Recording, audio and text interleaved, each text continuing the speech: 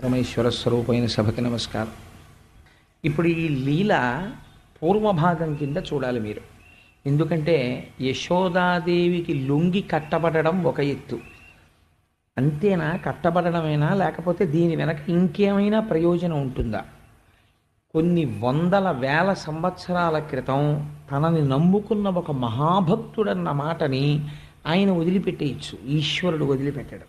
ఈశ్వరుణ్ణి అడిగి ఆయన అనడు, కానీ ఆయన అన్న మాటని ఈశ్వరుడు వదలడు. అది భక్తికి లొంగడం వెంటనే మళ్ళీ ఉంటుంది. అందులోనే దుష్టుల్ని లేదా మనస్సు సరిగ్గా లేని వారిని సంస్కరించడం ఉంటుంది. అందుకే ఈ లూకల బంధన వృత్తాంతము, దాని పక్కనే ఉన్నటువంటి యమలార్జున భంజనము, ఈ రెండూ కూడా నాకైతే వ్యక్తిగతంగా అనిపిస్తుంది, ఈ రెండు లీలల్ని ప్రతిరోజు ఒక్కసారి ప్రతి మానవుడు కూడా ఒక్క 10 నిమిషాలైనా స్మరించాలి అనిపిస్తుంది. మనకి ఈశ్వరుడు ఒక్కొక్కసారి అన్ని విషయాల్ని భగవానుడు మీరు కూర్చుని చదువుకోండి అనడం. కొన్ని విషయాల్ని స్మరణ చేస్తే చాలు. ఒక్కసారి మనస్సులో స్మరిస్తే వాటికి ఉండేటటువంటి శక్తి అలా ఉంటుంది. అది మన జీవిత పథాన్నే మార్చగలుగుతుంది. అంత గొప్ప లీలలలో ఉలూకల బంధన వృత్తాంతము, భగవంతుడు లొంగినటువంటి ఆ స్థితి, రెండవది యమలార్జున భంజనం. వెంటనే ఒక లీల చూపిస్తారు వ్యాస భగవానుడు. అమ్మ కృష్ణుణ్ణి తీసుకెళ్ళి రోటికి కట్టేసింది. కట్టేస్తే ఆయన విడిపించుకోవడం చేత కానటువంటి వాడిలా నటిస్తున్నాడు. కర్మపాశముల చేత లోకములన్నింటినీ కట్టగలిగినటువంటి పరమాత్మ తాను ఆ కట్టు విప్పుకోలేని వాళ్ళ నటిస్తూ ఏడుస్తూ కూర్చున్నాడు పెరట్లో. కూర్చుంటే అమ్మ తన పనిలోకి తాను వెళ్ళిపోయింది. శిక్ష వేసేసాను కదా, కొడుక్కి రోటికేసి కట్టేశాను కదా, ఇంకెక్కడికి వెళ్ళిపోతాడు? ఆ రోలు లాగలేడు కాబట్టి అలా కూర్చుంటాడు, ఇంకా ఎక్కడికి వెళ్ళాడు. నేను బంధించాను కృష్ణుణ్ణి అనుకుంది. ఆ గోపకాంతలు కూడా చూశారు, సహబాష్, మేము అనుకున్న దానికన్నా చాలా గొప్పగా చేసింది వాళ్ళమ్మ, కట్టగలిగింది రోటికేసి అని వాళ్ళు వెళ్ళిపోయారు. కానీ మీరు ఒక విషయం గమనించాలి, గోపకాంతలు ఎప్పుడూ కూడా కృష్ణుడికి అలా నిజంగా కట్టేస్తే వాళ్ళు ఏం సంతోషపడరు. వాళ్ళు ఎంత బాధపడిపోయేవారో. అనవసరంగా చెప్పాం మనం, ఆ కృష్ణుడిని చూడు, ఆ చిన్ని కృష్ణుడిని కట్టేసింది రోటికేసి, ఈ మాత్రానికి కట్టేయాలా? చక్కగా అన్ని చోట్ల తిరుగుతూ ముద్దుగా ఆడుకునేవాడు, అనవసరంగా చెప్పాం మనం అని వాళ్ళు బాధపడేవాళ్ళు. లేకపోతే గోపికా భక్తి అంత గొప్ప భక్తి ఎందుకు అవుతుందండి? అందుకని ఆ రోటికి కట్టి అమ్మ వెళ్ళిపోయింది, ఆయన ఆడుకుంటున్నాడు.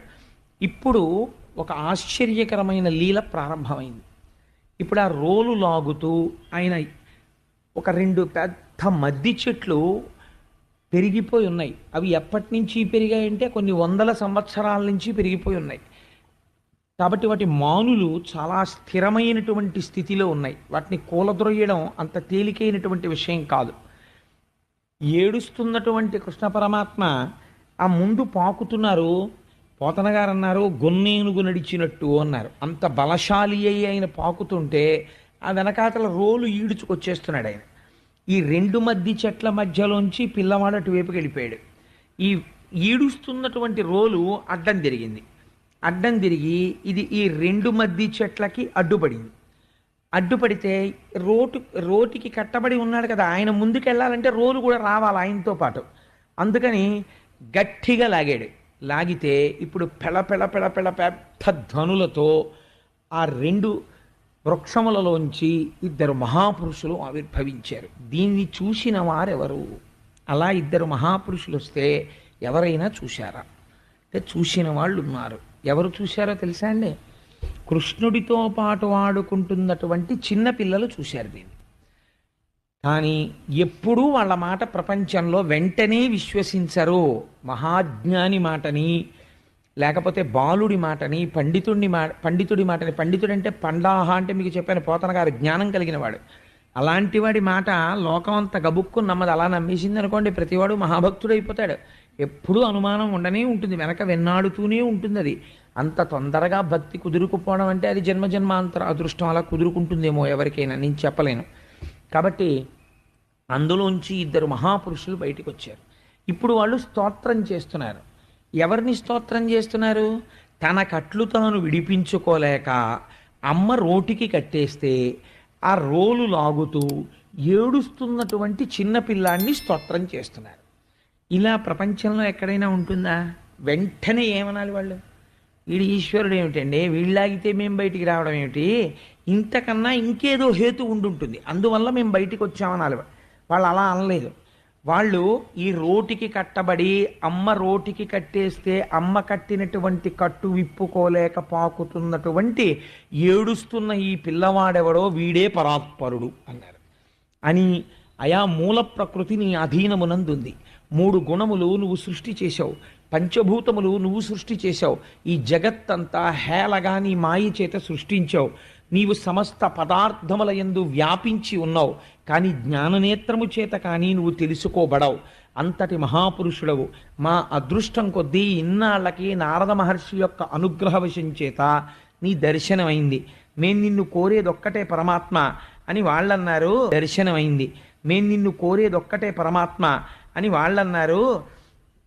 నీ పద్యావళులాలకించు చెవులున్ నిన్నాడు వాక్యంబులన్ నీ పేరన్ పనిచేయు హస్తయుగమున్ నీ మూర్తిపై చూపులున్ నీ పాదంబుల పొంత మృక్కు శిరముల్ నీ సేవపై చిత్తముల్ నీపై బుద్ధులు మాకు నిమ్ము కరుణన్ నీరజపత్రేక్షణ అని అడిగారు. ఈ లీల ప్రతిరోజు స్మరించాలి అని నేను చెప్పడానికి ప్రధాన కారణం ఇదే. లీలని స్మరణ చేసి ఈ పద్యాన్ని చదువుకుంటే చాలు, గొప్ప పూజ చేసేసినట్టే. ఎందుచేత ఒక్కసారి మీరు వెనక్కి వెళ్ళి పద్యం దగ్గరికి వచ్చే ప్రయత్నం చేద్దాం. ఆ చెట్లలోంచి బయటికి వచ్చినటువంటి ఇద్దరు కూడా ఇద్దరు యక్షులు. వాళ్ళ పేరు నలకూబర మణిగ్రీవులు. వాళ్ళు కుబేరుడు యొక్క కుమారులు. మీరు ఈ విషయాన్ని కొంచెం జాగ్రత్తగా అర్థం చేసుకోవాలి. వాళ్ళు కుబేరుడికి ఒక శక్తి ఉంది. కుబేరుడు ఐశ్వర్యానికి అంతటికీ కూడా అధిపతి. ఆయన నవనిధులకు అధిదేవత. ఆయనకి ప్రపంచంలో 2 శక్తులు ఉన్నాయి. ఒకటి అపారమైనటువంటి ఐశ్వర్యానికి ఆధిపత్యంలో ఉంటాడు. 2 సర్వకాలముల యందు శంకరుడి పక్కన నిలబడి ఉంటాడు. కైలాసంలో పరమశివుడి పక్కన నిలబడి స్వామి ఏదైనా పని చెప్తారేమో అని ఎప్పుడూ పక్కన నిలబడి ఉంటాడు. ఇది చాలా అరుదైనటువంటి అవకాశం.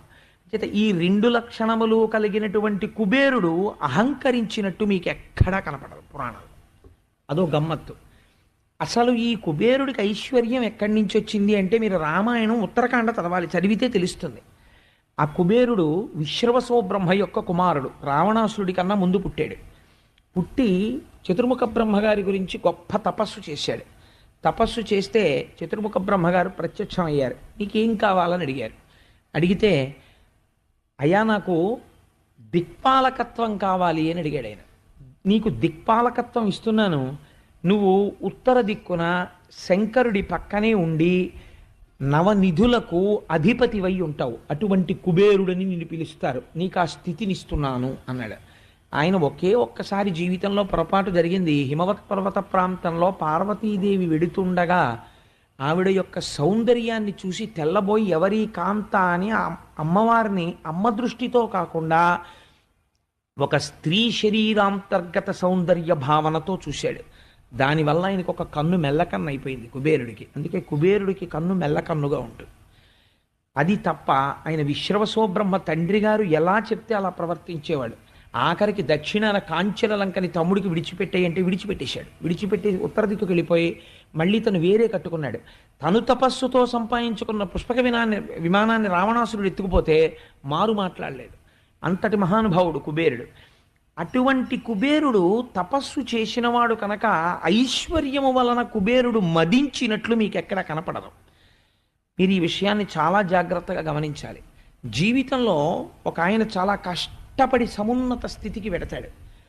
అలా వెళ్ళినవాడు కోటీశ్వరుడు కానివ్వండి, ఆయన ఇంటి ముందు నిలబడి ఏనుగులు తొండములెత్తి ఘీంకరించనివ్వండి, ఆయన ఐశ్వర్యము పెరుగుతూనే ఉంటుంది. కారణం ఏమిటో తెలుసా అండి? ఆయన కటిక దరిద్రుడవచ్చు, ఎందుకు పనికి మాలినవాడవచ్చు, భగవద్భక్తుడు కనపడితే వంగి అవతల వారి పాదములు పట్టి నమస్కరించగలడు. ఈ ఐశ్వర్యం ఇక్కడ ఎంతకాలం ఉంటుందో ఇంట్లో ఐశ్వర్యం అంతకాలం ఉంటుంది. ఇలా ఎందుకు ఉండగలడంటే ఆయనకి లోపల తపస్సు ఉంది. కానీ ఇంత ఐశ్వర్యానికి మాత్రమే వారసత్వం పొంది తండ్రి సంస్కృతికి వారసత్వం పొందలేకపోయారనుకోండి కొడుకులు, వాళ్ళు ప్రమాదంలోకి వెడతారు. ఇదే ఇక్కడ వచ్చినటువంటి పెద్ద చిత్రమైనటువంటి విశేషం. నలకూబరమణిగ్రీవులు కుబేరుని యొక్క కుమారులు. వీళ్ళు ఆకాశగంగలో స్నానం చేస్తున్నారు ఒకనాడు. ఎటువంటి స్నానం చేస్తున్నారు అంటే, స్నాతకం చేసేటప్పుడు పురుషుడికి ఒక ప్రమాణం చేయించుకుంటాడు మామగారు. నువ్వు ఎప్పుడూ దిగంబరంగా స్నానం చెయ్యకూడదు, అలా అయితేనే నీకు పిల్లనిస్తానంటాడు. అంటే మనకి సంస్కృతం తెలియదు కాబట్టి గొడవ లేదు. అసలు ఆయన అడిగినట్టు తెలియదు, మనం ఇచ్చినట్టు తెలియదు. శరీరం పిశాచగ్రస్తం అయిపోతుంది. ఆయన దిగంబరంగా స్నానం చేస్తున్నాడు. పోనీ ఆయనతో సరిపోయిందా? ఆయనతో పాటుగా కొంతమంది గంధర్వకాంతలు స్నానం చేస్తున్నారు. వాళ్ళకి ఒంటి మీద బట్టలేదు. పోనీ అక్కడతో వదిలిపోయిందా? ఆయన మధువు సేవించి ఉన్నాడు కాబట్టి మదోన్మత్తుడై ఉన్నాడు. పక్కన స్త్రీలు ఎంత ఆనందించి ఒక మాట అంటే అంత పరవశుడైపోతున్నాడు. తప్ప నేను ఇలా ప్రవర్తించవచ్చా అన్న విషయాన్ని మరిచిపోయి ఉన్నాడు. ఆకాశగంగలో స్నానం చేసే విధానం అదే. ఇటువంటి స్నానం చేస్తుంటే ఆకాశ మార్గాన నారద మహర్షి వెళ్ళిపోతున్నారు. వెళ్ళిపోతుంటే గంధర్వకాంతలకి బుద్ధి కలిగింది. వాళ్ళు గబగబా ఒడ్డుకొచ్చి వస్త్రాలు కట్టుకుని నారద మహర్షికి నమస్కరించారు. ఈ నలకూబరమణిగ్రీవులు మాత్రం దిశములతో లేచి అక్కడ నిలబడ్డారు. నిలబడి నారద మహర్షికి ఇలా రెండు చేతులెత్తి నమస్కారం కూడా చెయ్యలేదు. పెద్దల పట్ల అవిధేయత మంచి పద్ధతి కాదు. పెద్దల మాట యందు, పెద్దల ప్రవర్తన యందు, వారి యందు గౌరవాన్ని కలిగి ఉండాలి. కాబట్టి ఎప్పుడైతే అంత అవిధేయతతో నిలబడ్డారో, సాక్షాత్ నారదుడు వస్తే అంత అవిధేయత కట్టి కుడుపుతుంది కొన్ని కోట్ల జన్మలు. అప్పుడు ఆయన ఒక్క మాట అనుకున్నారట మనస్సులో. నారదుడంటే సామాన్యుడు కాడు, ఎంత గొప్ప ఆలోచన లోపల చేశారో చూడండి. వీళ్ళు కలవారిసుతులము అని అహంకారం వచ్చింది. వీడు స్వతహాగా వీడు సంపాదించింది కాదు, వీడి తండ్రిది సంపాదన. వీడికి ఇవాళ మదోన్మత్తుడు. వీడు వంగి నమస్కరించలేడు, తండ్రి నమస్కరిస్తాడు. అంటే ఐశ్వర్యానికి వారసత్వం పొందాడు, తండ్రి యొక్క గుణములకు వీడి యందు వారసత్వం లేదు. కాబట్టి వీడికి ఈ ఐశ్వర్యం తీసేస్తాను. తీసేస్తే ఏమవుతుంది? దేనివల్ల అహంకారం వచ్చిందో ఆ అహంకారం పోతుంది. ఈ వృత్తాంతంలో చాలా ఆశ్చర్యకరమైన విషయం ఏమిటో తెలుసా అండి? పోతన గారు పద్యం రాస్తూ పైన వచనంలో ఒక మాట అన్నారు, నారదుడు పాట పాడాడు అన్నారు. ఈ విషయం చెప్తుట నారదుడు దీన్ని తెలుసుకుని లోకమంతా ప్రయోజనం పొందుగాక అని ఆనందంతో మహతి మీటుతూ పాట పాడేట. దాన్ని పద్యరూపంగా ఇచ్చారు పోతన గారు. అసలు అది పాటే నారదుడు పాడింది. అంటే నేను లోకానికంతటికీ ఒక మంచి మార్గం చూపిస్తున్నాను ఐశ్వర్యం నిలబడ్డానికి. ఇది ఆయన ఆనందం. అందుకని ఆయన సంతోషంతో పాట పాడుతూ శపించాడు. ఏమన్నా తెలుసా అండి? సంపన్నుండొరుగానలేడు తనువున్ సంసారమున్ నమ్మి హింసింపంచూచు దరిద్రుడెత్తువడి శుష్కీభూతుడై చిక్కి హింసింపండన్యుల ఆత్మకుంసములుగా చింతించునట్టౌట తత్సంపన్నాంధున కంజనంబు వినుమి దారిద్రముహింపగన్.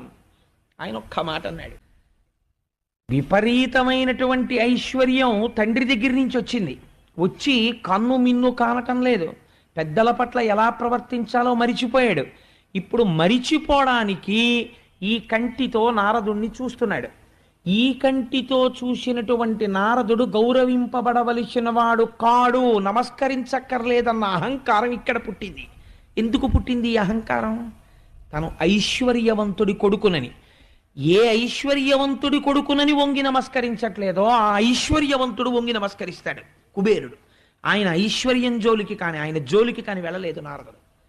ఆయన అన్నాడు, వీడి కంటికి ఇప్పుడు అంజనం పెట్టాలి, నేను కాటుక పెట్టాలి. ఏ కాటుక పెట్టుకుంటే అవతల వారిలో ఉన్నటువంటి భక్తి కనపడి నమస్కరించడం అలవాటు అవుతుందో ఆ అంజనం వీడి కళ్ళకి దిద్దుతాను నేను. ఎంత గొప్ప మాటో చూడండి. ఇది సంస్కరించడం అంటే గురువు. నేను ఇప్పుడు ఈ కాటుక పెడతాను, పెట్టకపోతే వీడు ఐశ్వర్యము చేత మదోన్మత్తుడై ఇతరులు వీడి కంటికి కనపడడం లేదు. ఈ కన్ను ఉందా? ఉంది. చూస్తున్నాడా? చూస్తున్నాడు. కానీ తారతమ్య విచక్ష లేదు. చూడగానే వారు నా చేత నమస్కరింపబడవలసిన వారు అలా ఉండగా నేను ఇలా ఉండకూడదు అని ఈ కన్ను గుర్తించడం లేదంటే, కన్ను గుర్తించడం లేదంటే ఈ కంటితో చూసిన దాన్ని మనస్సు తారతమ్యం పట్టించుకోవట్లేదు. కాబట్టి ఇప్పుడు ఈ కంటితో చూడగానే అవతల వస్తువు ఎలా కనపడినా, ఎంత విరుద్ధంగా కనపడినా, ఆ వస్తువునందున్న పవిత్రతని పసిగట్టగలిగిన మనస్సు స్థితికి తీసుకెడతాను. ఏడుస్తున్న కృష్ణుడికి నమస్కరించగలిగిన స్థితికి తీసుకెళ్ళగలిగాడు. అందుకే నారదుడు. ఇది గురువు అంటే, ఇది ఉద్ధరించడం అంటే. అందుకని అన్నాడు, ఒరే మీరు కోట్లకి కోట్లకి పడగలెత్తిన కుబేరుడికి కొడుకులు, మీకు బట్ట కట్టుకొని ఒడ్డున నిలబడాలన్న స్పృహ లేదు. కాబట్టి అసలు బట్టలు కట్టుకోవలసిన అవసరమే లేని జన్మనెత్తితే మీకు చాలా హాయిగా ఉంటుంది కదా. కాబట్టి మీరు 100 దివ్య సంవత్సరముల పాటు మద్ది చెట్లై నందవ్రజమునందు పడి ఉండెదరుగాక అన్నాడు. ఇప్పుడు ఒంటికి పట్టిన మదం తీరిపోయి ఇప్పుడు పడ్డారు కాళ్ళ మీద. గురువు అనుగ్రహించాలి. ఆయన అన్నాడు, ఈ పట్టిన మదం ఇంకెప్పుడూ ఎక్కకుండా ఉండాలి మీ తలలకి. అలా ఉండాలంటే అలా చెయ్యగలిగిన శక్తి ప్రపంచంలో దేనికుందో తెలుసా? ముకుంద పాదారవిందముల నుంచి స్రవించేటటువంటి రజస్సుకుంది. భగవంతుడి యొక్క పాదములు చూడగానే శిరస్సు తగిలేటట్టు నమస్కరించాలి వంగి. అందుకని ఆ పాద రేణువులు నా తల మీద పడాలి. మీకు ఒక ఆశ్చర్యకరమైన విషయం చెప్తానండి. ఒక్కొక్కసారి ఎంత చిత్రం జరుగుతుందో తెలుసా? తెలిసో తెలియకో ఒక మహాపురుషుడికి నమస్కరిస్తాడు, ఆ వెనకాతల వస్తున్నటువంటి పెద్ద ప్రమాదం ఉంటుంది. భాగవతుల యొక్క పాద ధూళిలోకి బ్రహ్మాండములలో ఉన్న తీర్థముల యొక్క శక్తి చేరి ఉంటుంది. ఇదే మీకు నేను అజామిళోపాఖ్యానంలో చెప్పాను.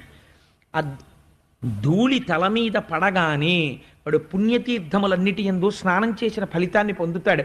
అదే వాడి ఐశ్వర్యానికి, వాడి పుణ్యానికి, వాడి అభివృద్ధికి హేతువైపోతుంది.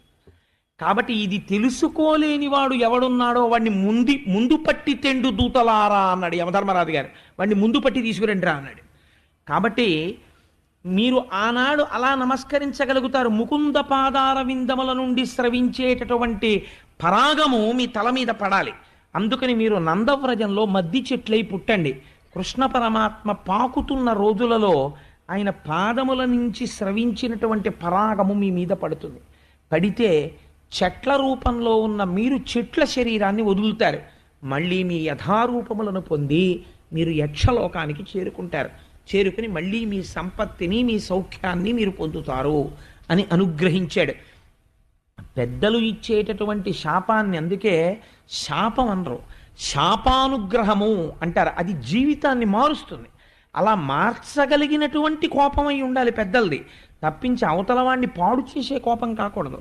అవతలవాడి యొక్క మార్గంలో వాడు ఎక్కడ పొరపాటు పడుతున్నాడో ఆ పొరపాటు అవతలవాడు గుర్తించేందుకు ఆ కోపం పనికి రావాలి. గుర్తించాడు అనుకోండి, వెంటనే కుబుసం వదిలినట్టు వదిలిపెట్టేయాలి. పాము కుబుసం ఎలా వదులుతుందో అలా వదిలేయాలి. ఎందుకని? అయిపోయిందంటే దాని ప్రయోజనం. అతను సంస్కరింపబడ్డాడు, అతను అందుకున్నాడు ఆ మార్గాన్ని, వదిలేయాలి. వెంటనే అనుగ్రహించేస్తారు. అందుకే నీకు ఇంత గొప్ప శక్తి కలుగుతుంది, నువ్వు మళ్ళీ ఈ స్థితిని పొందుతావు అని ఆనాడు నారద మహర్షి శాపానుగ్రహమును కటాక్షించారు. కాబట్టి ఇప్పుడు ఏమైంది అంటే, ఈ 2 చెట్లు పడిపోయి ఈ 2 చెట్ల మధ్యలోంచి పైకొచ్చినటువంటి ఆ 2 చెట్ల మధ్యలోంచి ఏడుస్తున్న చిన్ని కృష్ణుణ్ణి చూశారు వాళ్ళు. చూసి ఏమంటున్నారు? ఇంతకుముందు నారదుణ్ణి నారదుడిగా చూశారు వాళ్ళు, చూసి నమస్కరించలేదు. ఇప్పుడు ఎవరిని చూశారు? ఏడుస్తున్న కృష్ణుణ్ణి చూశారు. ఎందుకు ఏడుస్తున్నాడు? తనకి కట్టినటువంటి కట్టు విప్పుకోలేక ఏడుస్తున్నాడు. తనకి కట్టిన కట్టు విప్పుకోలేక ఏడుస్తున్నటువంటి కృష్ణుడు తమని శాపం నుంచి ఉద్ధరించగలిగిన కృష్ణుడా? ఆ అహంకారం ఇప్పటికీ ఉందనుకోండి. ఏమనాలి వీళ్ళు? అది చెప్పొచ్చావాళ్ళు అవన్నీ నీకెవరు నమస్కారం పెడతాడు, మేము ఓసారి కావాలంటే నారదుడిని స్మరిస్తాం, నువ్వా మాకు శాప విమోచనం చేసిన వాడివి, మేము నమ్మమనాలి.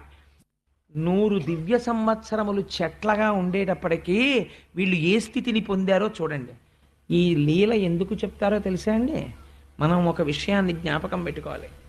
ఈశ్వరుడు ఎప్పుడూ కొండల మీద ఉంటాడు ఎక్కువగా.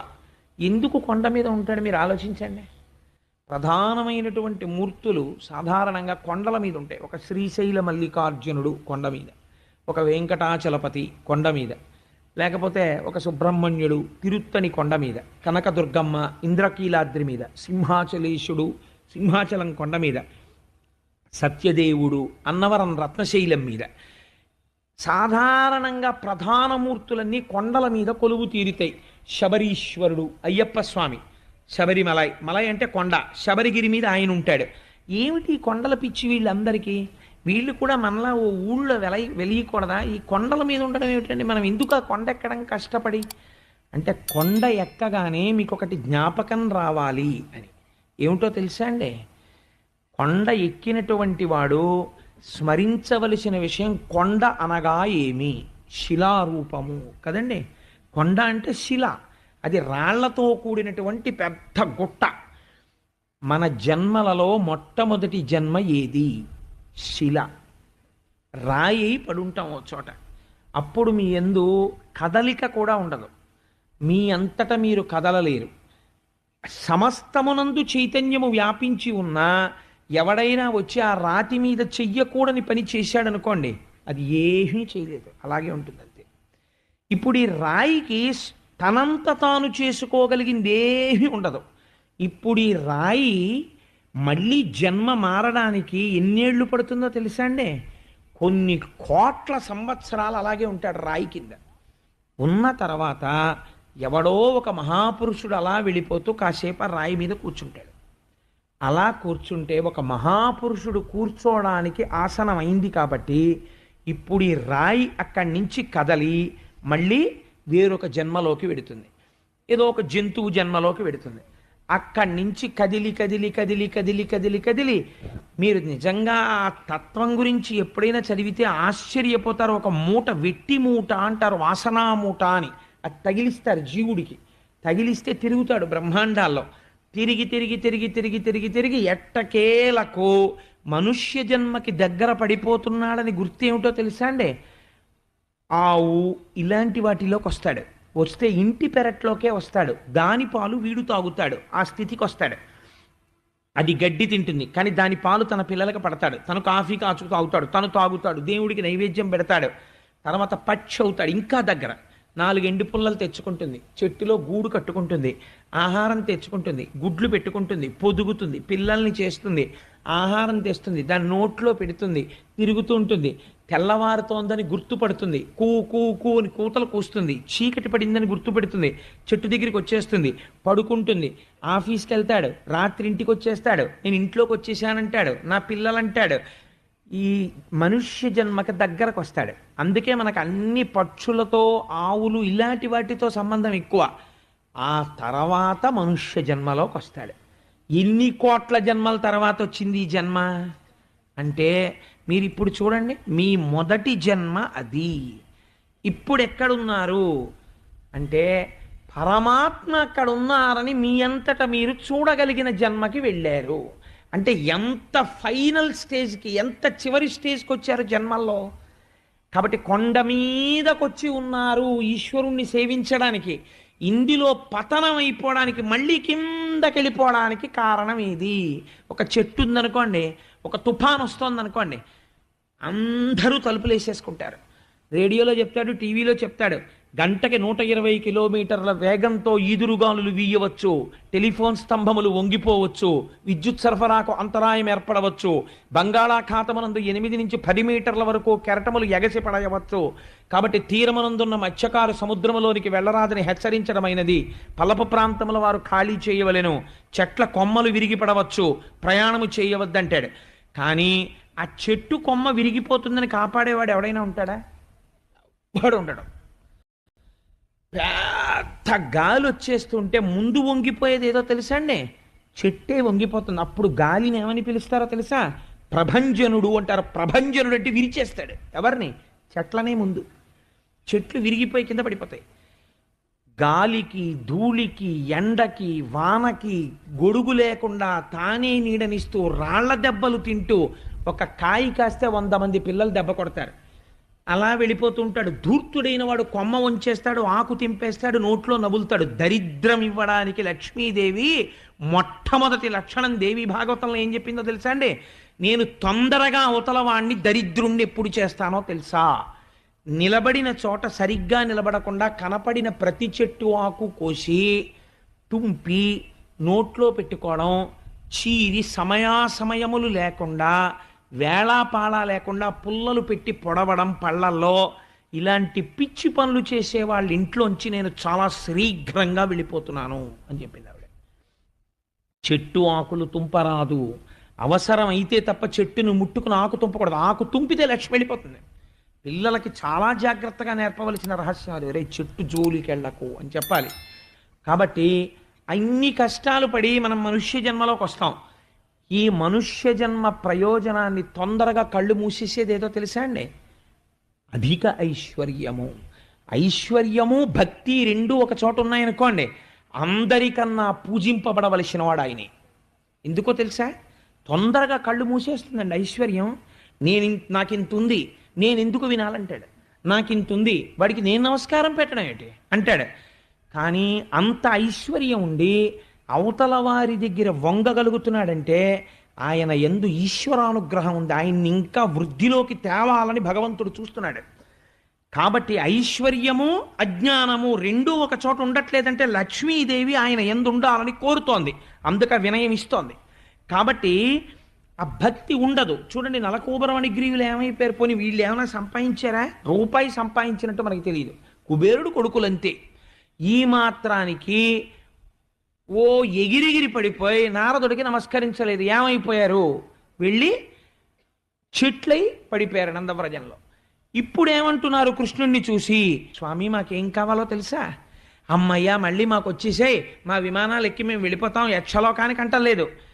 ఎప్పటికీ కూడా మళ్ళీ మాకు అహంకారం రాకుండా మాకేమిస్తావో తెలుసా? నీ పద్యావళులాలకించు చెవులన్. ఈ మాట నారదుడు అలా వెళ్ళిపోతూ భగవన్నామని చెప్తే మేము విని సంతోషంగా చేతులెత్తి నమస్కరించాలి.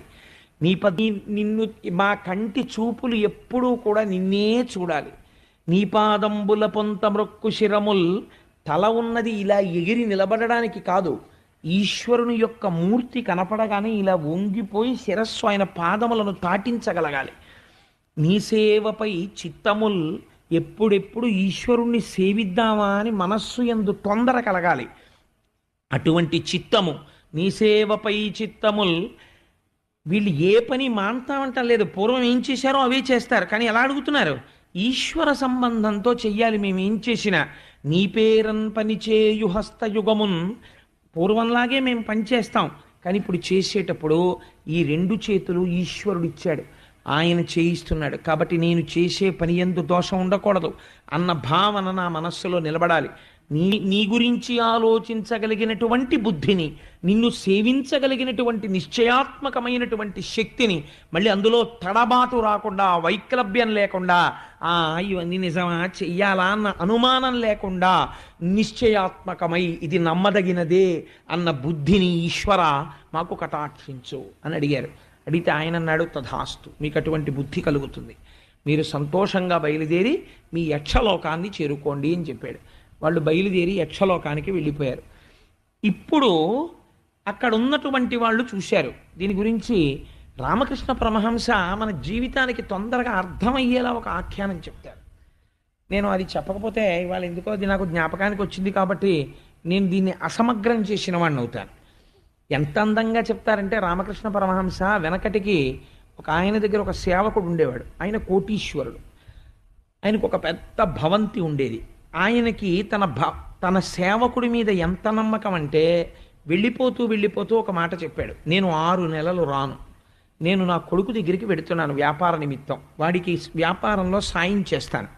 నేను 6 నెలలు పోయిన తర్వాత తిరిగి వస్తాను. ఈ లోపల ఈ భవంతికి తాళం వెయ్యను. నీ మీద నాకున్న నమ్మకం అటువంటిది. ఈ భవంతిని నీదిగా వాడుకో, ఈ భవంతిలో ఉన్న వస్తువులు నీవిగా వాడుకో, నావి కానీ నీవే అయినట్టు వాడుకో. కానీ నాదన్న విషయం మర్చిపోకూడదు. యజమానివి, ఆయన అనుగ్రహంతో నాకు ఇచ్చాడు అని నువ్వు హాయిగా వీటిలో ఉండు, నువ్వు అనుభవించు. ఏ వస్తువులు కావాలన్నా పడుకో, మంచం మీద కావాలంటే డైనింగ్ టేబుల్ మీద తిను, ఏం బెంగ పెట్టుకోకు. నా డైనింగ్ టేబుల్ కదా అనుకోకు, తిను. నా డ్రాయింగ్ రూమ్లో నీ చుట్టాలు వస్తే సోఫాలో కూర్చుని మాట్లాడు. ఏది చేస్తున్నా ఒకటి మాత్రం మర్చిపోకు, ఇవి మా యజమానివి. నిన్నెవరైనా అడిగితే ఒక మాట చెప్పు, ఇది మా యజమానిది అని చెప్పు. నువ్వు అనుభవించు, నన్ను మా యజమాని గారు అనుభవించమన్నారు అని చెప్పి అనుభవిస్తూ ఉండు.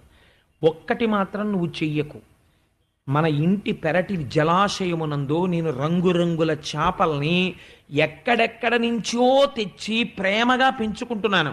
ఆ చేపల జోలికి వెళ్ళడము కానీ చేపలు పట్టడము కానీ ఎప్పుడూ చేయకు, ఇది మాత్రం నీకు నిషిద్ధం అని చెప్పాడు ఆయన.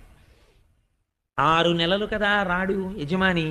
చాలా సంతోషం వచ్చింది. అబ్బా, మా యజమాని గారి డ్రాయింగ్ రూమ్లోకి, బెడ్రూమ్లోకి ఏసీ గీసీ అన్నీ నేను వాడుకోవచ్చు. ఇలాంటి యజమాని ఎక్కడ ఉంటాడు? నా కారు కూడా వాడుకోవచ్చు చెప్పేశాడు. అందుకని హాయిగా ఫర్నిష్డ్ అకామిడేషన్ దొరికింది.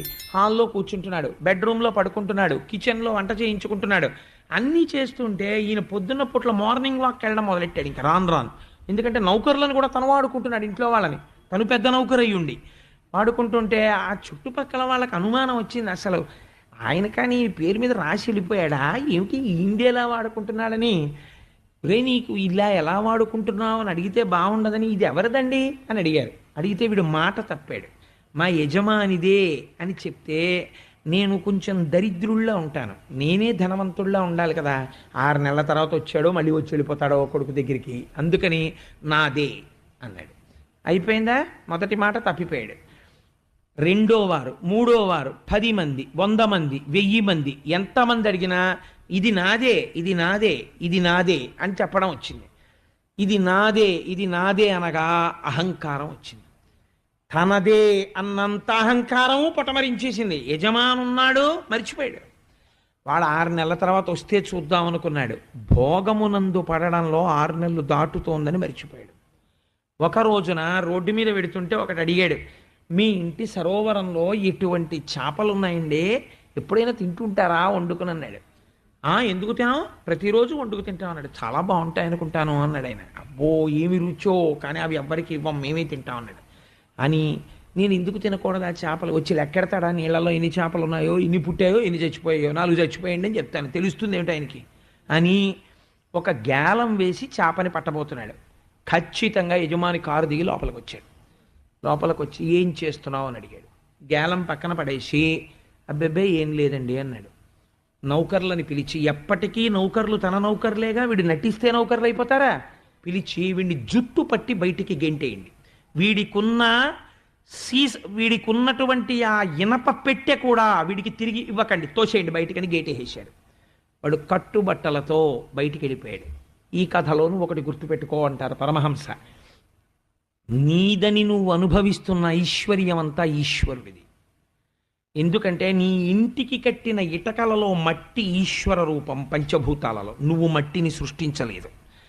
సిమెంటు అడుసు పెట్టి కట్టేటప్పుడు సిమెంటు బిగుసుకోవడానికి నువ్వు వాడిన నీరు నువ్వు సృష్టించలేదు.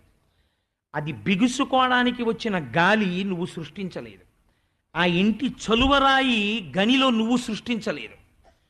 ఆ ఇంట్లో నువ్వు అనుభవిస్తున్న చల్లటి గాలిని నీకు ఇప్పించగలిగిన ఏసీకి పనిచేస్తున్న విద్యుత్ శక్తి నువ్వు సృష్టించలేదు. నీటిలోంచి శక్తిగా వచ్చింది, హైడ్రో పవర్. ఇవన్నీ ఈశ్వరుడివి. కానీ మరి నువ్వెందుకు అనుభవిస్తున్నావు అంటే, ఈశ్వరుడు నిన్ను అనుగ్రహించాడు. అనుగ్రహించి నువ్వు ఇవన్నీ వాడుకో, నేను ఇస్తున్నాను నీకన్నాడు. నువ్వు చేయవలసింది ఒక్కటే, ఇవన్నీ ఈశ్వరుడివని రోజు పొద్దున్న అనాలి, ఇవన్నీ ఈశ్వరుడివని సాయంకాలం అనాలి. అని నువ్వు హాయిగా అనుభవించు, హాయిగా పడుకో, పొంగిపోతాడు ఈశ్వరుడు. మనస్సులో ఒక్క మాట అనుకుంటుండు, అవునండి. పెద్దల దగ్గరికి వెళ్ళినప్పుడు ఒక మాట అంటుండాలి, అవును అంతా ఈశ్వరానుగ్రహం అండి, ఇవాళ నేను ఇలా సంతోషంగా ఉండగలిగాను అనగలగాలి. అనగలిగితే సర్వేశ్వరుడు సంతోషిస్తుంటాడు, ఇంకా వృద్ధిలోకి తీసుకొస్తుంటాడు. ఈశ్వరుడు ఒక నియమం పెట్టాడు, అమాయకులు కదా, చేపలు కదా, నీళ్లలో ఉంటాయి కదా అని పట్టవద్దని చెప్పాడు. తననే నమ్మిన భక్తులున్నారు, వాళ్ళ జోలికి మాత్రం వెళ్ళవద్దని చెప్పాడు. ఇంత ఉంది కదా అని వాడి ఒక్క జోలికి, ఒక చేప జోలికి వెళ్ళావా గేటు బయటికి తోసేస్తాడు. ఒక్క చేప పట్టబోయాడు, చేప దొరకక ముందే యజమాని వచ్చి బయటికి తోసేశాడు. ఈశ్వర భక్తుల జోలికి వెళ్ళకు. ఈ కథలో నీకు అర్థం అవ్వాలా ఐశ్వర్యం ఎలా అనుభవించాలో అని అడిగారు రామకృష్ణ పరమహంస. ఎక్కడ పోతన గారి భాగవతం, ఎక్కడ వ్యాస భాగవతం, ఎంత అందమైన లీలని రామకృష్ణ పరమహంస ఎంత చక్కటి ఆఖ్యానానికి కుదించారో చూడండి. అందుకే నాకు రామకృష్ణ పరమహంస అంటే ప్రాణం. నాకు ఇన్ని ప్రాణాలు, ఒక రామకృష్ణ పరమహంస, ఒక రమణ మహర్షి, ఒక చంద్రశేఖర్లు, అవన్నీ నా ప్రాణాలే. కాబట్టి ఈ మాట చెప్పి నారదుడి యొక్క అనుగ్రహం చూడండి. మీరు నా పట్ల అపచారం చేస్తే చేశారు, కానీ ఈ శాపానుగ్రహం వల్ల ఉత్తరోత్తర మీరు మోక్షాన్ని పొందుతారు, నారాయణ భక్తులవుతారు, అపారమైన ఐశ్వర్యంతో ఉంటారు. ఐశ్వర్యము పోవడానికి కారణమును మీరు గుర్తుపడితే ఐశ్వర్యము మిమ్మల్ని ఎప్పటికీ బాధించదు. చాలామందో తెలివి తక్కువ మాట అంటారు, ఐశ్వర్యం ఉన్నవాళ్ళు భగవద్భక్తులు కాలేరు, పచ్చి తప్పు. ఐశ్వర్యం ఉన్నవాడు భగవద్భక్తుడు కాగలడు ఎప్పుడు, చిన్న కిటుకు తెలుసుకుంటే చాలు. తాళం చెవిని ఇటుపక్కకి ఎన్ని మాటలు తిప్పినా తాళం ఊడదు, ఇటు తిప్పితే తాళం ఊడిపోతుంది. స్విచ్ని ఎంత పైకి ఇలా ఎత్తినా లైట్ వెలగదు, ఇలా అంటే లైట్ వెలుగుతుంది. ఎంత ఐశ్వర్యాన్ని తాను అనుభవిస్తున్నా ఇది ఈశ్వరానుగ్రహం అని మనస్ఫూర్తిగా అనగలిగితే, ఈశ్వరుడు ఏ భక్తుల వెంట తిరుగుతుంటాడో ఆ భక్తులకి వంగి నమస్కరించగలిగితే నువ్వు చేపల జోలికి వెళ్ళటం లేదు, యజమానిని మరిచిపోలేదు, నువ్వు ఎప్పటికీ ఐశ్వర్యమును అనుభవిస్తూనే ఉంటావు, ఆనందముగా ఉండగలవు అని మనకి జీవితంలో ఒక మహోత్కృష్టమైన సందేశాన్ని అందించినటువంటి లీల ఈ లీల. కాబట్టి ఆ యమలార్జున భంజనం అనేటటువంటి లీలలో ఇది జరిగినది. అయితే ఇక్కడ మీకు ఒక అనుమానం రావచ్చు, ఈ రకంగా మన బుద్ధి నిలబడాలంటే ఎలాగండి? ఇదే కృష్ణ పరమాత్మ నలకూబర మణిగ్రీవుల చేత పలికించాడు. అందుకే నేనన్నా ఈ లీల స్మరించి ఒక్కసారి నమస్కారం చెయ్యాలని. దశమస్కంధంలో లీలలు జీవితాన్ని ఉద్ధరిస్తాయని పెద్దలండానికి కారణం ఇదే. ఇప్పుడు ఈ లీల విన్నాక మీకు ఐశ్వర్యం కలగకుండా ఎలా ఉంటుంది? నేర్చుకోవలసి, నాకు తెలుసండి ఎందరో పెద్దలు ఇప్పటికీ ప్రతిరోజు పూజలో ఈ పద్యం చెప్తారు. నీ పద్యావళులాలకించు చెవులున్ నిన్నాడు వాక్యంబులన్, నీ పేరన్ పనిచేయు హస్తయుగమున్, నీ మూర్తిపై చూపులున్, నీ పాదంబుల పొంత మృక్కు శిరముల్, నీ సేవపై చిత్తముల్, నీపై బుద్ధులు మాకు నిమ్ము కరుణన్ నీరజపత్రేక్షణ అని. ఇంతమంది భక్తుల్ని తాను ఉద్ధరించాలని మా పోతన గారి లక్ష్యం. అందుకని ఐశ్వర్యం కలగడానికి కావలసినవన్నీ అందరూ మళ్ళీ కఠినంగా పద్యం ఉంటే చదవగలరో చదవలేరు అని తేలిక పద్యం రాసేశారు. ఇది కూడా నేను చదవలేనంటే ఆ పద్యం కూడా నేను నేర్చుకోనండి అంటే ఐశ్వర్యం ఎక్కడి నుంచి వస్తుంది? భగవంతుడు అనుగ్రహం ఎక్కడి నుంచి వస్తుంది? ఆంధ్రుడవై పుట్టి పోతన గారు నీకు ఇంత మహాప్రసాదం అందిస్తే నాకు నీ పద్యావళుల ఆలకించు చెవులన్ ఈ పద్యం వచ్చా. కానీ నేను చాలా వినయంతో మీకు ఒక మనవి చేస్తున్నాను, ఈ పద్యం అందరికీ రావలసిన పద్యం, అది ప్రతి వాళ్ళు పూజలో చెప్పుకోవలసిన పద్యం, స్మరించవలసినటువంటి పద్యం. ఆ పద్యం నేర్చుకునే ప్రయత్నం చెయ్యండి అని చెప్పడానికి కోటేశ్వరరావు ఆ సలహా చెప్పడానికి వాడికి అధికారం ఉన్నవాడే అని మీరు భావిస్తే మీరు ఆ సలహా స్వీకరించండి. ఒకవేళ నా ఇందా యోగ్యత లేదని మీరు అనుకుని విడిచిపెడితే నేను ఎంత మాత్రం ఏమీ అనుకో. కాబట్టి ఈ మాట చెప్పి ఈ లీల పూర్తయిన తర్వాత ఈ చెట్లు పడిపోయిన చప్పుడు విన్నారు యశోదా నందుడు, అక్కడ ఉన్నటువంటి గోపాలురు. విని వాళ్ళు మనసులో ఎలా ప్రశ్నలు వేసుకుంటారో పద్యం అలాగే ఉంటుంది. పిడుగు పడదు, పైనుంచి ఏమైనా పిడుగు పడిందా? రెండు పెద్ద మద్ది చెట్లు పడిపోయాయి అంటే పిడుగు పడలేదు. పెనుగాలి విసరదు, ఏదైనా పెనుగాలు వచ్చిందా? రాలేదు. ఖండితంబుల గుట కానరాదు, పోని ఎవరైనా గోడ దూకొచ్చి గండ్రగొడ్డలతో నరికారా? ఎవరు కొట్టినట్టు ఆనవాళ్లు కనపట్టలేదు. పోని ఎవరైనా తోసేశారా అంత బలంతో? బాలుడితడు పట్టి పడత్రోయ జాలడు, ఈ పిల్లాడే రోలు పట్టుకుని మధ్యలోంచి వచ్చాడంటున్నారు, వీడు అలా తొయ్యలేడు. కాబట్టి తరువులేలకు లెధరణి మీద ఈ రెండు చెట్లు ఎలా పట్టాయి భూమి మీద అనుకుంటున్నారు వాళ్ళు. అక్కడ ఆడుకుంటున్న పిల్లలు వచ్చి అన్నారు, ఈ చిన్ని కృష్ణుడే రోలు ఇడ్చుకుంటూ రెండు చెట్ల మధ్యలోంచి వచ్చాడు. వస్తే ఈ రెండు చెట్లు భూమి మీద పడిపోయాయి.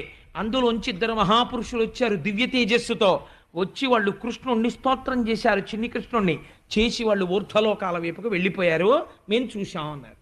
అంటే పెద్దవాళ్ళు అన్నారు, ఉట్టిది వీడి మాటలు నమ్మడం ఏంటి, పిల్లలు ఇలాగే చెప్తారు, పాడైపోయేవాడు ఇటువంటి ఆలోచన వస్తుందో చెప్తున్నారు. కాబట్టి ఏమన్నారు, అప్పుడు భగవద్ దర్శనం అవుతుందా? దాని ఎందు రెండు కోణాలు. నిజంగా ఈశ్వరుడిని నందుడు యశోద నమ్మేశారనుకోండి, భాగవతం వెంటనే అయిపోతుంది, జ్ఞానులు అయిపోయారు కాబట్టి. కాబట్టి కథ పొడిగింపబడాలి. ఇలా నమ్మని వాళ్ళు లోకంలో ఉంటారు. కాబట్టి వాళ్ళకి హేతు ఉండాలి, ఎదురుగుండా ఒకటి నమ్మాలి. ఈ మాంసనేత్రంతో, ఈ మాంసనేత్రానికి కనబడితే నమ్ముతాడు.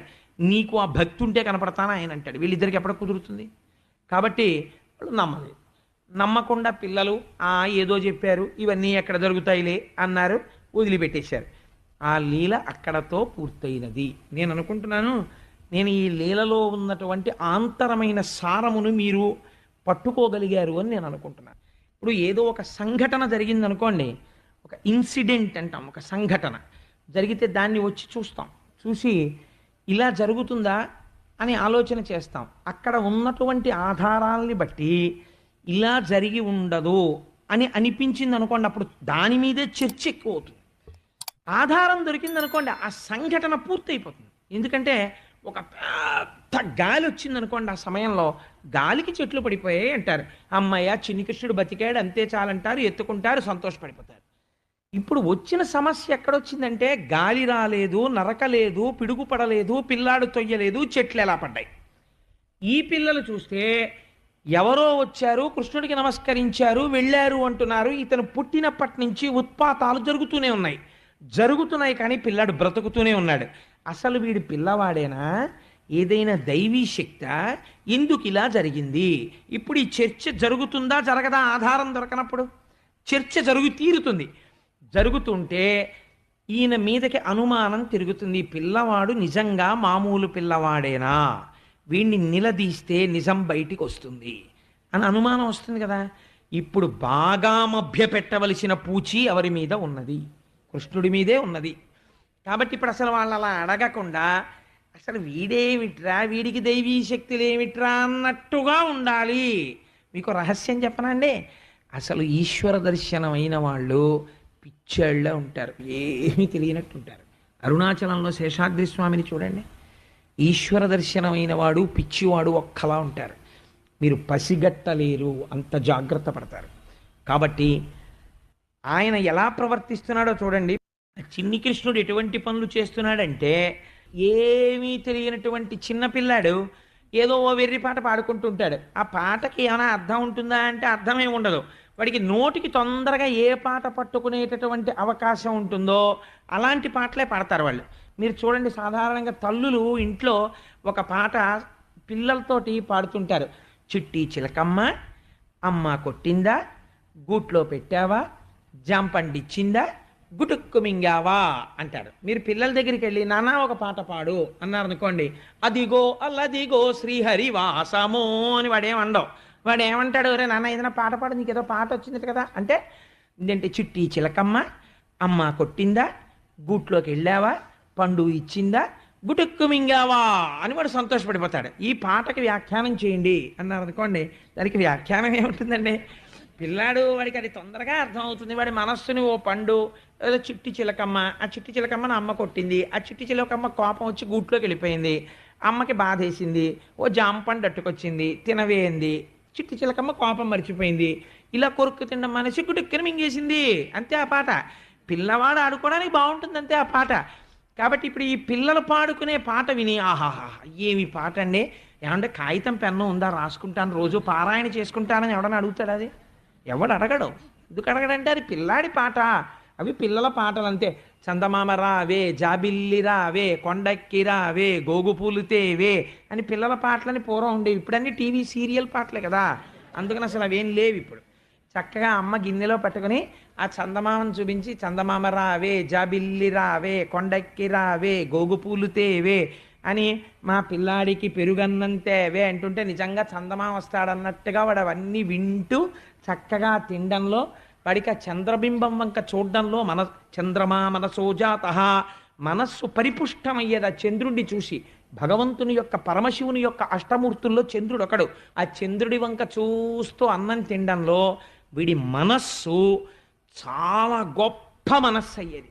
అది ఎంత గొప్ప మనస్సు అంటే, ఓ ఇల్లు కట్టేవాడు, 10 మందిని పిలిచేవాడు, అన్నం పెట్టేవాడు, ఉపయోగపడేవాడు, తాను తరించేవాడు, 10 మందిని తరింపచేసేవాడు. ఎందుకని? చిన్నప్పుడు అమ్మ చందమామని చూపించి పెట్టినటువంటి అన్నం వాడి మనస్సునంత పరిపుష్టం చేసింది.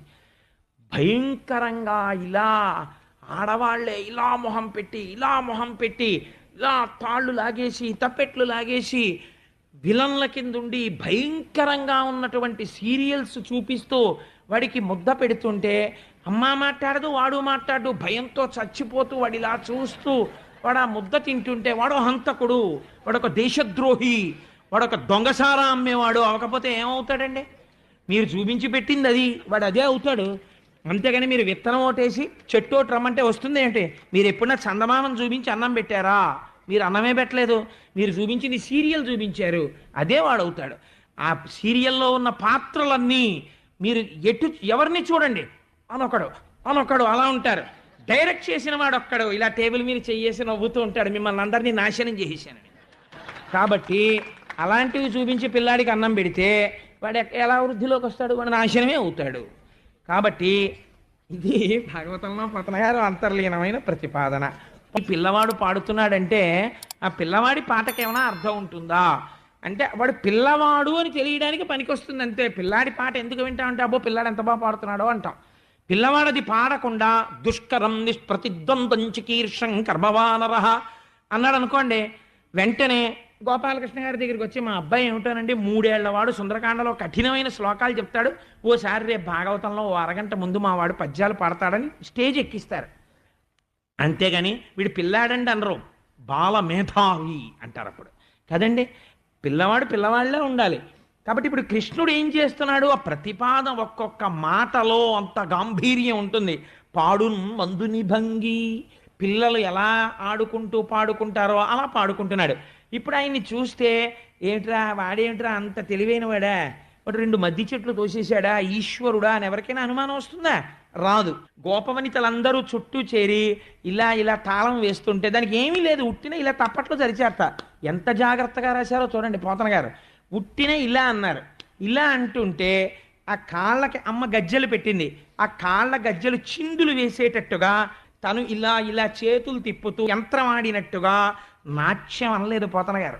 నాట్యం అయితే ఇది చాలా హృద్యముగా ఉంటుంది. నిన్న రాత్రి మనం చూసినట్టు అది ఏదో ఈ కాలు వేయడం, ఈ కాలు ఎత్తడం, ఈ చేయి తిప్పడం, ఈ చేయి తిప్పడం, ఈ చేతికి వేసిన కంకణాలు మోగడం, కాళ్ళ గజ్జెలు మోగడం, వాళ్ళు ఇలా తప్పట్లు కొట్టడం, ఈయన ఆడుతూ ఉండడం. ఇంత అమాయకత్వంలో ఉన్న పిల్లాడిని చూసి ఇన్ని దైవీ శక్తులు ఉన్నవాడని ఎవరు అనుకుంటారు? అందుకని నిజంగా పోతన గారు మహానుభావుడు ఎక్కడ చూశారో ఎప్పుడు చూశారో కానండి, చంటి పిల్లల దగ్గర ఒక లక్షణం ఉంటుంది. వాడు ఏదో ఆడుకుంటున్నాడు అనుకోండి, కింద బోల్డ్ అన్ని బొమ్మలు పెట్టుకుని ఆడుకుంటుంటాడు. వాడు ఏదో ఆడుకుంటుంటే ఆడుకునేటప్పుడు కూడా ఒక గమ్మత్తు ఉంటుంది. మీరు ఎప్పుడైనా పిల్లల్ని గమనించండి, వాడు బాగా తాదాత్మ్యత పొంది ఆడుకుంటున్నాడు అనుకోండి, ఏదో ఇల్లు కట్టుకుంటున్నాడు అనుకోండి, వాడు ప్లాస్టిక్ ముక్కలన్నీ చేర్చి వాడు నోరు తెరిచి అని పెట్టి 2 పెదవుల మధ్యలోంచి నాలుక బయట పెట్టి ఇలా పెట్టుకుని అందులో లీనమైపోయి ఉంటాడు వాడు. ఆ లీనం అయిపోయినప్పుడు ఎదురుగుండా వచ్చి 2 పాదాలు కనపడ్డాయి అనుకోండి, ఎవరో వచ్చి నిలబడ్డారని వాడికి అనుమానం వస్తుంది. అవి అమ్మకాళ్ళు, నాన్నకాళ్ళు, తాతకాళ్ళు వాడు గుర్తుపడతాడు. వాడు ఆ పాదాల వంక చూసి మెల్లిగా ఇలా కెమెరా ఎత్తినట్టు ఎత్తుతాడు. తల ఎత్తి ముఖం ఇంకోటి కనపడింది అనుకోండి, వాడికి ఇంత పూర్వం తెలియని ముఖం ఒకటి కనపడింది అనుకోండి, అన్కనెక్టెడ్, మనకు అనవసరం వీడితో అని వాడి పనిలోకి వాడు వెళ్ళడం. వాడు ఏం చేస్తాడంటే ఎవరైనా ఇలా నా దగ్గరికి వచ్చి నించున్నాడని అలా చూస్తూ ఉండిపోతాడు. అది బాల్య చేష్ట, ఏమీ తెలియని పిల్లలు అలా చేస్తారు. కృష్ణుడు ఆడుకుంటూ ఆడుకుంటూ అక్కడికి వెళ్ళి నిలబడితే పోతన గారు నిలబడ్డారు అలాగా. అది పోతన గారి గొప్పతనం. మానసికంగా పోతన గారు వెళ్ళి నిలబడితే ఆడుకుంటున్న బాలకృష్ణుడు ఇలా తలెత్తి పోతన గారి వంక చూస్తూ ఏంటి యశోద కాదు, నందుడు కాదు, పోతన గారు అని ఇంకా గుర్తుపట్టనట్టుగా ఇలా చూస్తున్నట్టుగా దర్శనం చేస్తున్నారు ఆయన. అందుకని కొత్తవాణ్ణి చూసినట్టు చూస్తున్న కృష్ణుడు బాలుడు కాడని మీరు అనగలరా? అలా నటిస్తున్నాడు. ఎంత నటన చేస్తున్నాడో చూడండి. బాలురన్ కూడున్, పిల్లలు ఎవరైనా అలా ఆడుకుంటుంటే వాళ్ళు ఎవరైనా అవుట్ అని గట్టిగా అరుచుకున్నారనుకోండి, ఈ ఆడుతున్న బొమ్మలన్నీ ఇక్కడ వదిలేసి పరిగెత్తుకుంటే వీధిలోకి వెళ్ళిపోతాడు. ఒరే నేను ఆడతానరా, నేను ఆడతానరా, నేను ఆడతానరా, నేను పంటలు వేస్తానరా, నేను దొంగ పెడతానరా అని వాళ్ళతో కలిసిపోయి వాళ్ళతో ఆడుకుంటాడు. ఇంకా చిత్రం ఏమిటో తెలుసా అండి, ఎవడో ఒక ఆయన ఏంటి అలా పరిగెడుతున్నవాడిని పిలిచి ఒరే కృష్ణ ఇలారా గబగబా, ఏంటండి తాతయ్య గారండి అంటాడు. ఒరే కొంచెం మా ఇంట్లోకి వెళ్ళి మా ఇంట్లో మా కోడలను అడిగి ఓ పెద్ద గ్లాస్ ఒకటి ఉంది, ఆ గ్లాస్ ఇలా పట్టరా అన్నాడు అనుకోండి, తీసుకొస్తాను తాతయ్య గారండి నేను పరిగెత్తుకుంటూ వెళ్ళిపోయి అక్కడి నుంచి ఆ గ్లాస్ అట్టుకొచ్చి ఇదేనండి తాతయ్య గారండి అని ఆ గ్లాస్ ఇస్తాడు. తప్ప ఈశ్వరుడు ఏమిటి, ఎవడో పిలిచి చెప్పడం ఏమిటి, ఆయన పరిగెత్తడం ఏమిటి, గ్లాస్ అట్టు రావడం ఏమిటి, ఒక్కొక్కడు తను తాగిన సగం నీళ్ళ గ్లాస్ అక్కడెట్టి కృష్ణ ఈ గ్లాస్ తొలిచేసి మా ఇంట్లో ఇచ్చేరా అంటే పట్టుకెళ్ళి గబగబా తొలిచేసి పట్టుకెళ్ళి ఇచ్చేసేవాడు. పెద్దలు సేవించాలి కదా అని. ఇప్పుడు ఆయన దైవము అని ఎవరు భావిస్తారు? దైవం అయితే ధూర్తుడా ఏమిరా నీ చేష్టితమో అని అడగడా?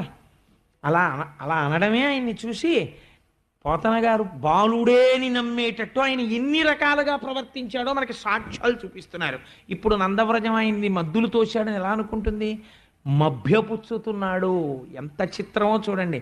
ఇది కృష్ణుడి యొక్క గొప్పతనం. అంటే ఇందులో ఏ ఒక్కటి మీ మనస్సుని పట్టి అలా కృష్ణుడి గురించి ఆలోచిస్తూ రాత్రి పడుకున్నప్పుడు నిజంగా పిల్లాళ్ళ అంతటి పరమాత్మ ఏమి కర్మరా ఇలా విష్ణుమాయ ప్రసరించగలడు, అలా అనకుండా ఇలా ఎందుకు ప్రవర్తించాడు, ఇలా ప్రవర్తించాడు అన్నదాన్ని నేను నా మనోనేత్రంతో ఒకసారి దర్శనం చేస్తే, నేను ఎలా దర్శనం చేసినా మాయని లొంగదీయగలిగిన వాడి దర్శనం నేను చేస్తున్నాను.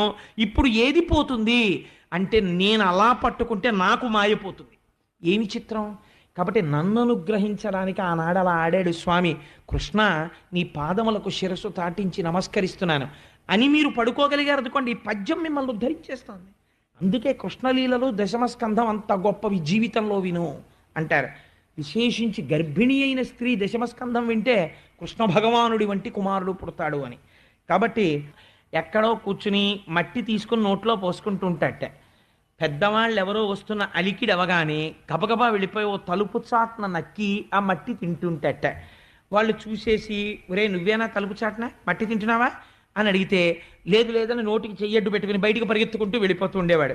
ఇంత చిత్రమైన అనుమానం ఇంకా బాగా ఎవరికి ఉండిపోవాలండి? అమ్మకి నాన్నకి ఉండిపోవాలి. ఇప్పుడు వీళ్ళిద్దరికీ ఉన్నటువంటి అనుమానాన్ని బాగా తీసేయాలి. అందులో నాన్నగారి దగ్గరికి అంత స్వతంత్రంగా వెళ్ళి ఆయనకి ఏదో చెప్పడానికి ప్రయత్నం చేశాడనుకోండి, తండ్రి కనిపెడతాడు. ఏమిట్రా వీడు ఆ మద్ది చెట్లు తోసిన దగ్గర నుంచి ఎక్కువ నా దగ్గరికి వచ్చి ఆడుతున్నాడు, ఇంతకు ముందు లేనిది వాళ్ళ అమ్మ దగ్గర ఉండేవాడు, నన్ను చూస్తే భయపడేవాడు, వీడు నా దగ్గరికి వస్తున్నాడు, వీడిని ఇంకా అనుమానం ఎక్కువ అవుతుంది. తండ్రి దగ్గరికి వెళ్ళేవాడు కాదు, తల్లిని మైమరపించేవాడు. ఇప్పుడు తండ్రి ఎవరిని అడగాలి? ఏమిటే వీడు నిజంగా అసలు మన కొడుకేనంటావంటే, ఊరుకుంది రోపిచ్చాడు, నిన్న రాత్రి ఏం చేశాడో తెలుసా అని యశోద ఏం చెప్పిందో చూడండి. ఎంత చిత్రమైన లీల చేశాడో చూడండి. అమ్మ దగ్గరికి వచ్చి, ఒరే నాన్న పెరుగు బువ్వ తినరా, పెరుగు బువ్వ తినరా అని తిట్టావిడ. అంటే ఆయన అన్నాడు, నేను తినను అన్నాడు. రోజు కూడావే అంటే ఆవిడంది, ఆయనకి జుత్తు మహా ఇష్టం, పెద్ద మంచి ఉంగరాల జుత్తు, ఇదిగో ఇక్కడ ఉన్నాడు కదా అలాగే పెద్ద ఉంగరాల జుత్తు. అందుకని ఆవిడంది ఏదో మభ్య పెడదామని, నాన్న పెరుగు అన్నం తింటే జుత్తు పెద్ద జుత్తు వస్తుంది, చక్క ఉంగరాల జుత్తు వస్తుంది, ఇంత జుత్తు వస్తే దాని మీద నాన్నగారికి చెప్పి నీకు కిరీటం చేయిస్తాను, కిరీటం పెట్టుకుని నెమలీక పెట్టుకుని నువ్వు వాడుకుంటుంటే అంత జుత్తు మిగిలిన పిల్లలకు ఉండదు కదా, అందరూ వచ్చి కృష్ణ కృష్ణ నీకు ఇంత జుత్తు ఎక్కడిది అని నీ జుత్తు ఇలా చూస్తారు, ఎంత బాగుంటుందో చక్క బోతిని అనేది. అంటే అమ్మిలా చెప్పగానే ఏమీ తెలియని వాళ్ళ కళ్ళిలా పెట్టి విని తినేస్తాననేవాడు. అని 2 ముద్దలు తిని జుత్తిలా తీసి, అమ్మ మరి పెరగలేదే అనేవాడు. అంటే ఇప్పుడు యశోద పక్కు నవ్వి, ఇప్పుడు బువ్వ తింటే ఇప్పుడే పెరిగిపోతుందా అని అడిగేదిట. ఇప్పుడు రాత్రి నందుడు అడిగాడు అనుకోండి, ఏమీ నిజంగా మన పిల్లాడు ఊరుకుందరు, వాడికి అమాయకత్వం, వాడేమో ఇప్పుడు బువ్వ నాన్న పెరుగు బువ్వ తింటే జుత్తు పెరుగుతుందిరా అంటే 2 ముద్దలు తినేసి, అమ్మ నా జుత్తు పెరగలేదే అని ఇలా చూపించాడు, అలా అందామన్నా లేదు నాకు అని. ఇంకొకసారి ఇంకా అమ్మ అనుమానం బాగా నివృత్తి చెయ్యాలి. 2 మన మనస్సులో అలా కనపడాలి. మీరందరూ ఇప్పుడు ఒక నవ్వు నవ్వారంటే అదొక పరీక్ష. ఎందుకో తెలుసా అండి? ఆ లీల మిమ్మల్ని పట్టిందా లేదా, అదే మీ పాప రాశిని ధ్వంసం చేసేసి మిమ్మల్ని భగవంతుడి వైపుకి తీసుకెళ్ళిపోతాను. అదే దశమ స్కంధానికి ఉన్న